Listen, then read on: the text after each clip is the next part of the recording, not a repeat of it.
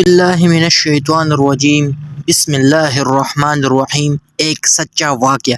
ایک ترک مسلمان مسجد نبوی شریف کے احاطے میں کھڑے ہو کر اپنا آنکھوں دیکھا واقعہ بیان کرتا ہے۔ میں وہاں کھڑا دیکھ رہا تھا کہ 4 پولیس والے کس کا انتظار کر رہے ہیں۔ پھر ایک شخص نمودار ہوا تو پولیس والوں نے بھاگ کر اسے قابو کر لیا اور اس کے ہاتھ جکڑ لیے۔ نوجوان نے کہا، مجھے دعا اور توسل کی اجازت دے دو، میری بات سن لو، میں کوئی بھکاری نہیں ہوں، نہ چور ہوں۔ پھر وہ جوان چیخنے لگا۔ میں نے اسے دیکھا تو ایسے لگا جیسے میں اسے جانتا ہوں۔ میں بتاتا ہوں کہ میں نے اسے کیسے پہچانا۔ دراصل میں نے اسے کتنی ہی دفعہ بارگاہ رسالت میں روتے ہوئے دیکھا تھا۔ یہ ایک البانوی نوجوان تھا جس کی عمر 35 یا 36 سال کے درمیان تھی۔ اس کے سنہرے بال اور ہلکی سی داڑھی تھی۔ میں نے پولیس والوں سے کہا، جب اس کا کوئی جرم نہیں ہے تو تم اس کے ساتھ ایسا کیوں کر رہے ہو؟ آخر کیا الزام ہے اس پر؟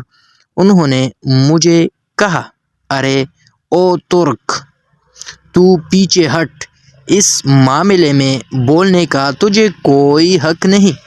لیکن میں نے پھر سے کہا، آخر اس کا تمہارے ساتھ کیا مسئلہ ہے؟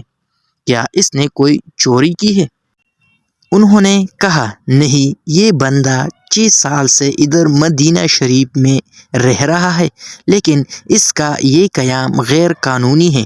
ہم اسے پکڑ کر واپس اس کے ملک بھیجنا چاہتے ہیں، لیکن یہ ہر دفعہ ہمیں چکمہ دے کر بھاگ جاتا ہے اور جا کر روضہ رسول میں پناہ لے لیتا ہے، اور ہم اسے اندر جا کر گرفتار نہیں کرنا چاہتے تھے۔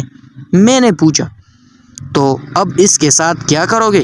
پولیس والے کہنے لگے، ہم اسے پکڑ کر جہاز پر بٹھائیں گے اور واپس البانیہ بھیج دیں گے۔ نوجوان مسلسل روئے جا رہا تھا اور کہہ رہا تھا، کیا ہو جائے گا اگر تم مجھے چھوڑ دو گے تو؟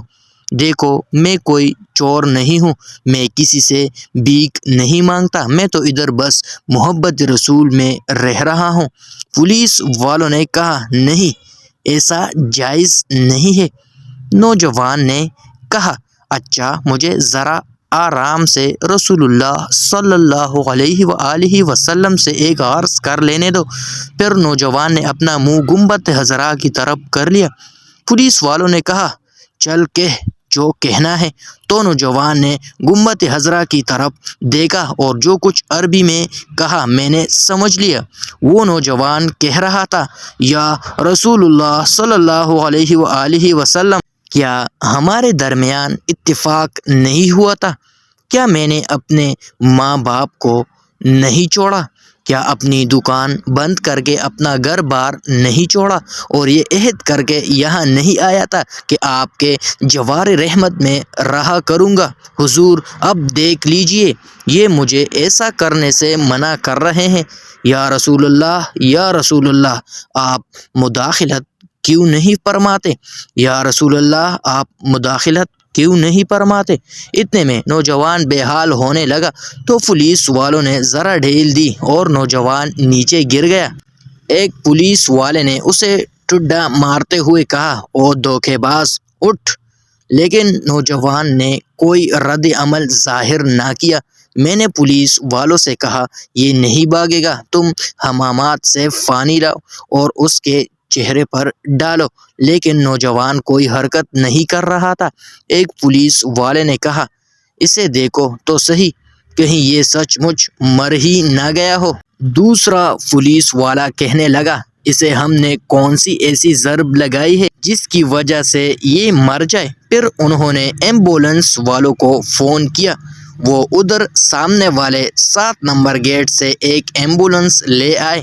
انہوں نے نوجوان کی شہریک پر ہاتھ رکھ کر حرکت نوٹ کی اور نبض چیک کی تو کہنے لگے، اسے تو مرے ہوئے 15 منٹ گزر چکے ہیں۔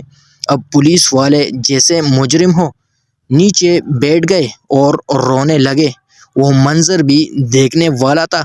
ان میں سے ایک تو اپنے دونوں زانوں پر ہاتھ مارتے ہوئے کہتا تھا، ہائے ہمارے ہاتھ کیوں نہ ٹوٹ گئے، کاش ہمیں معلوم ہوتا کہ اسے رسول اللہ صلی اللہ علیہ وآلہ وسلم سے اتنی شدید محبت ہے، ہائے ہمارے ہاتھ کیوں نہ ٹوٹ گئے۔ اس کے بعد ایمبولینس والوں نے اسے وہاں سے اٹھا لیا اور جنت البقیع کی طرف تجہیز و تکفین والے حصے میں لے گئے۔ غسل کے وقت میں بھی وہیں موجود تھا۔ میں انہیں کہتا تھا، مجھے بھی ہاتھ لگانے دو، مجھے بھی اس کی چارپائی کو اٹھانے دو۔ جب جنازہ تیار ہو کر نماز کے لیے جانے لگا تو پولیس والوں نے مجھے کہا، ہم نے جتنا گناہ اٹھایا ہے بس اتنا کافی ہے، اسے ہمارے سوا اور کوئی نہیں اٹھائے گا، شاید اسی طرح ہمیں آخرت میں کچھ رعایت مل جائے۔ میرے سامنے ہی وہ نوجوان بار بار کہہ رہا تھا کہ یا رسول اللہ آپ مداخلت کیوں نہیں فرما رہے۔ دیکھا، رسول اللہ صلی اللہ علیہ وآلہ وسلم نے مداخلت فرما دی اور ملک الموت نے اپنا فریضہ ادا کر کے اسے آپ تک ہمیشہ کے لیے پہنچا دیا۔ اللہ ہمیں اپنے حبیب صلی اللہ علیہ وآلہ وسلم کی ویسے ہی محبت عطا فرمائے جسے اس البانوی نوجوان کو عطا فرمائی تھی۔ آمین ثم آمین۔